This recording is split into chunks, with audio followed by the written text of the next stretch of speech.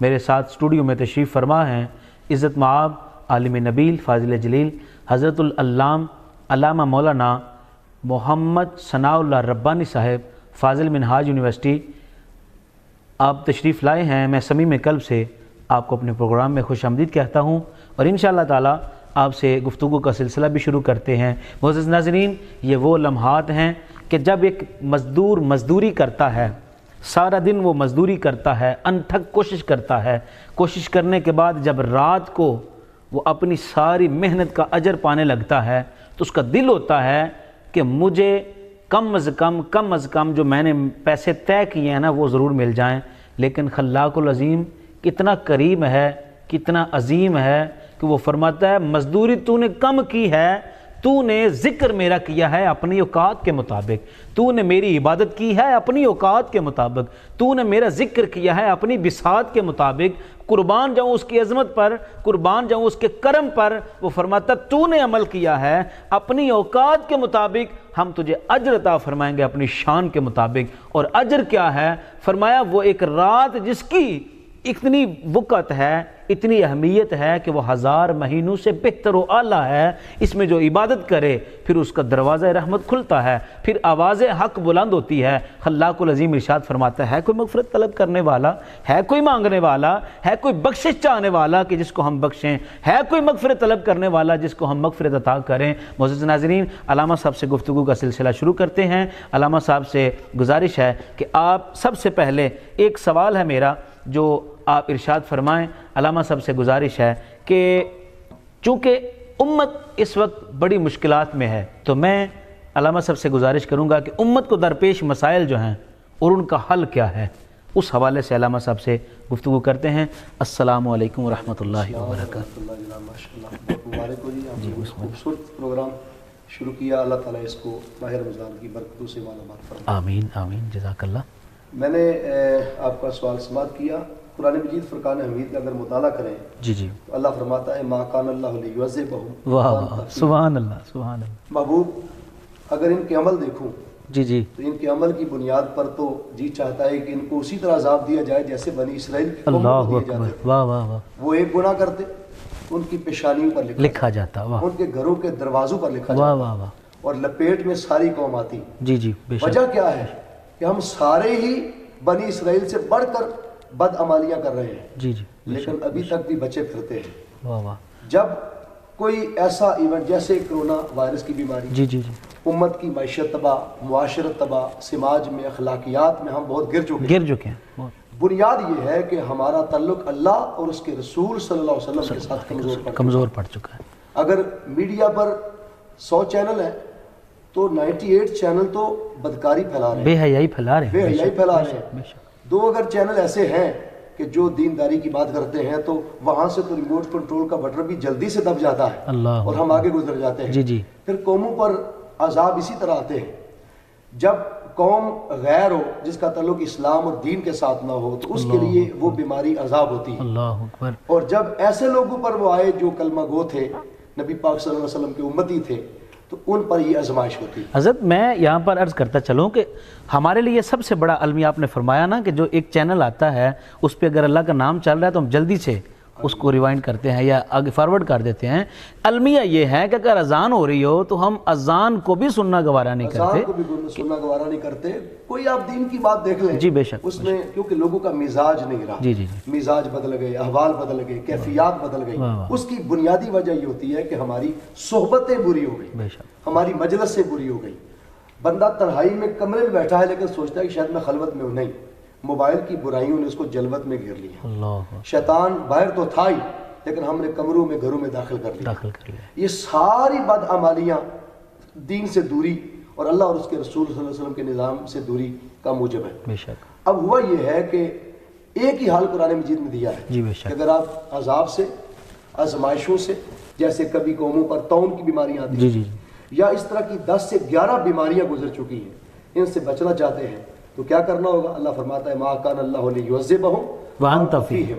محبوب ایک ہی صورت ہے انہیں عذاب سے بچانے کی، ایک ہی صورت ہے انہیں آزمائشوں سے بری کرنے کی، واہ واہ، کہ اپنا ٹوٹا ہوا تعلق اپنے کریم نبی کے ساتھ، واہ واہ واہ، وہ سبحان اللہ، تعلق کیا بات، حسبی بھی ہو سکتا ہے، بے شک بے شک، وہ تعلق نسبی بھی ہو سکتا ہے، وہ تعلق جو ہے وہ حبی بھی ہو سکتا ہے، جی جی، وہ تعلق زمانی بھی ہو سکتا ہے، وہ تعلق مکانی بھی ہو سکتا ہے۔ جی جی، آپ جس مکان پر بیٹھے ہیں اپنا رخ امت خضرا کی طرف ہاں، واہ واہ آپ واہ دنیا کے کسی کنارے بیٹھے ہیں، واہ واہ واہ آپ ساری مجلسوں سے رخ موڑ کر اگر آقا صلی اللہ علیہ وسلم کے درود کے ساتھ، سلام کے ساتھ، حضور کی سیرت کے ساتھ، حضور کے اسوہ حسنہ کے ساتھ، آقا کے کردار کے ساتھ، حضور کی زندگی کے ساتھ اپنے آپ کو متعلق کر لیتے ہیں۔ آپ اپنی زندگیوں میں سوچیں کہ ہمارے آقا کاروبار کیسے کرتے تھے، تجارت کیسے کرتے تھے، کیسے راہوں سے گزرتے تھے، اور گزرتے ہوئے اگر بوڑھا کافر بھی بیٹھا ہوتا تو اللہ کے نبی صلی اللہ علیہ وسلم اگر کافر گزرتا تو حضور ادب میں کھڑے ہو جاتے ہیں، صرف اس احترام سے کہ اس کی داڑھی میں 2 سفید بال ہیں۔ اگر یہودی کا جنازہ گزرے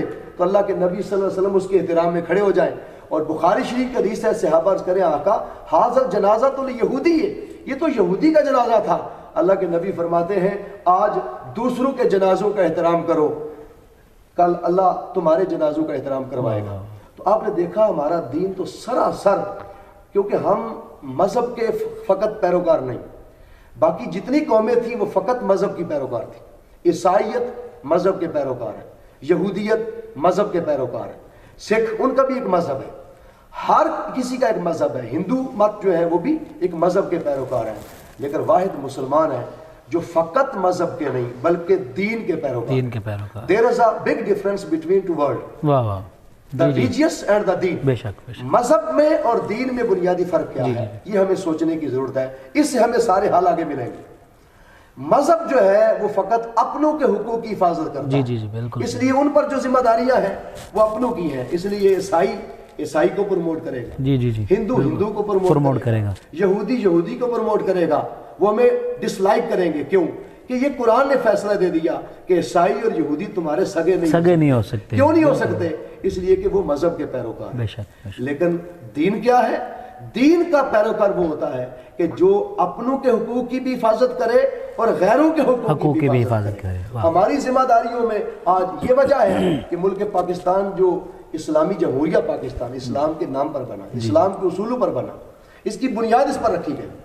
الگ بات ہے کہ ہم اس پر عمل پیرا نہیں رہے، ہمارے آئین اور قانون میں تبدیلیاں آ گئیں، وہ ایک الگ میٹر ہے، لیکن جس دین کے نام پر اس کو بنایا گیا اگر یہ اس ستون پر کھڑا کر دیا جائے تو آج آپ دیکھتے ہیں کہ عیسائیوں کے گرجے یہاں پر موجود ہیں، یہودیوں کے یہاں پر بہت سارے سلسلے موجود ہیں، ہندو آزاد زندگی یہاں پر بسر کر رہے ہیں۔ اس کی بنیادی وجہ فقط دین کی تعلیمات ہے۔ اگر ہم پورے کا پورا دین کی تعلیمات پر عمل کریں، ہمارا دین فقط جو مرزئی ہیں قادیانی ان کے حقوق کی بات نہیں کرتا، کیونکہ وہ مرتد ہے، وہ غیر مسلم نہیں، مرتد کے دین میں کوئی حقوق نہیں ہے۔ لیکن جو غیر مسلم ہے اگر وہ پرامن ہو، اگر پرامن شہری کی طرح رہتا ہو، اس کے دین نے حقوق رکھے ہیں۔ ہم اس دین کے پیروکار ہیں کہ جس دین نے جنگ کی حالت میں بھی عورتوں پر، بچوں پر، بوڑھوں پر حملہ کرنے کی اجازت نہیں دی۔ تو آج پھر سے ہمیں اللہ اور اس کے رسول صلی اللہ علیہ وسلم کے بتائے ہوئے اصولوں کو اپنانا ہوگا۔ اگر ہم ان کو اپنانا شروع کر دیں، اپنے اخلاق میں بہتر ہو جائیں، اپنے کردار میں بہتر ہو جائیں، اپنی زندگیوں میں بہتر ہو جائیں، جیسے ہم اندر ہیں ایسے باہر ہو جائیں، جیسے ہم مسجد میں ہیں ویسے ہم دکان پر ہو جائیں، تو پھر سے یہ سلسلے، یہ بیماریاں، یہ سارے آزمائشیں ختم ہو سکتی ہیں۔ اس پر میں ایک حدیث پر کوٹ کر کے آپ کی اجازت سے، آپ کی وساطت سے، کہ حضرت حنظلہ رضی اللہ تعالیٰ صحابی رسول ہیں، یہ وہ صحابی ہیں کہ جن نے سہاگ رات اپنی بیوی کو چھوڑ کر اللہ کے نبی کی آواز پر لبیک کہا، سبحان اللہ، حاضر خدمت ہو گئے۔ وہ حضرت حنظلہ رضی اللہ تعالیٰ عنہ ایک دن مدینہ پاک کی گلی میں اونچی اونچی آواز سے اپنے آپ کو منافق کہتے ہوئے آ رہے تھے، اور یہ اونچی اونچی آواز سے کہہ رہے تھے کہ حنظلہ منافق ہو گئے، حنظلہ منافق ہو گئے۔ ان کی ایمانداری پر قربان جائے، آج لوگ منافق ہو کر بھی اپنی منافقت چھپاتے پھرتے ہیں، وہ جو نہیں تھے وہ خود بھی۔ اس لیے ہم گناہوں کو بھی گناہ نہیں سمجھتے، لیکن وہ لوگ ہمارے جو چھوٹے نیکیاں ہوتی ہیں ان کو بھی اپنے لیے وہ گناہ کا درجہ دیتے ہیں، ان کا عظیم مقام ہوتا ہے۔ حضرت ابوبکر صدیق رضی اللہ تعالیٰ خلیفہ وقت، خلیفہ اول، آپ باہر تشریف لے آئے، آپ نے آ کر حضرت حنظلہ کو کلابے میں لے کے سینے سے لگایا، فرمایا حنظلہ خود کو منافق کیوں کہتے ہو؟ وہ خود کو بے ساختہ یہی کہتے جا رہے تھے، جذبات میں تھے۔ صدیق اکبر رضی اللہ تعالیٰ نے پکڑ کر رسول کریم صلی اللہ علیہ وسلم کی خدمت میں لے آئے۔ آقا نے پوچھا حنظلہ خود کو منافق کیوں کہتے ہو؟ عرض کی آقا کیا یہ منافقت نہیں ہے کہ جب میں آپ کی مجلس میں ہوتا ہوں تو خدا کی جنت بھی بے پردہ نظر آتی ہے، اللہ کا عرش بھی دکھائی دیتا ہے، اور نوری فرشتوں کی محفل بھی ہمیں ملتی ہے۔ لیکن جو ہی آپ کی مجلس اور آپ کی محفل سے اٹھ کر میں دکان پر، کاروبار پر، اپنی تجارت کے اڈے پر جاتا ہوں تو آقا یہ ساری کیفیتیں نظروں سے اوجھل ہو جاتی ہیں۔ تو اس کا مطلب یہ ہے کہ ہم ادھر اور ہوتے ہیں ادھر اور ہوتے ہیں۔ اللہ کے نبی صلی اللہ علیہ وسلم نے فرمایا کہ حنظلہ اس کو منافقت نہیں کہتے، یہ مومن کی کیفیت ہوتی ہے۔ یہ جس طرح کی صحبت اور جس طرح کی مجلس میں بیٹھے گا اس کی کیفیت اسی طرح کی ہو جاتی ہے۔ اور اگر تمہاری یہ کیفیت جو میری محفل میں تھی اگر وہ حال میں بدل جائے، تجارت کاروبار کے اڈے پر جا کر بھی وہی رہے کہ جنت کے نظارے تیری آنکھوں کے سامنے رہے، اللہ کے فرشتے بھی تجھ سے سلام لینے کو ترسیں اور لائنوں میں کھڑے ہو جائیں، اس سے پتہ چلا کہ آج ہمیں ایک کردار میں ایکویلٹی پیدا کرنے کی ضرورت ہے۔ ہم دو رنگی اپنے اندر پیدا کر چکے، ہم ضمیر کو دو راہ کر چکے، ادھر اور ادھر اور۔ دو رنگی چھوڑ دے، یک رنگ ہو جا، سراسر موم، یا پھر سنگ ہو جا۔ ایک ہی حال ہے کہ ہم اندر باہر سے ایک ہو جائیں، ظاہر و باطن میں ایک ہو جائیں، اپنے ضمیر کو زندہ کریں اور اپنی غیرت ایمانی میں زندگی پیدا کریں اور نبی پاک صلی اللہ علیہ وسلم کے بتائے ہوئے زندگی کے اصولوں پر عمل پیرا ہوں۔ آج کی رات آ رہی ہے جس رات میں توبہ کرنے کی ضرورت ہے اور اللہ کو منانے کی ضرورت ہے۔ معزز ناظرین، علامہ صاحب نے بہت خوبصورت انداز میں امت